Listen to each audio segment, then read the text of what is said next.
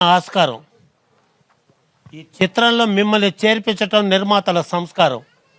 మాట్లాడమని నాకు ఇచ్చారు అధికారం, వచ్చి చూపించారు మీ మమకారం. త్రికాలకు వీళ్ళు ఇచ్చారు ఆకారం. నిర్మాత ఎప్పుడు సినిమా నిర్మాణం అనుకోవాల భారం. లోగడ తీసిన దాన్ని పక్కకు మార్చి మళ్ళా పెట్టాడు దానికి బేరం. ఇంకొకళ్ళకైతే వాళ్ళ దృష్టిలో అది ఘోరం, మీరు మాత్రం చేయలేదు ఆ నేరం. చూపించారు సినిమాలో సారం, పెట్టాడు ఎంతో మందికి ఆహారం. అది శ్రీనివాస త్రయం ఒక వ్యవహారం. ఇక సమస్యలు మీరు చేయాలి థియేటర్కి వచ్చే పరిష్కారం. ఇది అందుకైనా ఆహ్వానాన్ని చేయాలి తిరస్కారం. వచ్చినందరికీ నమస్కారం.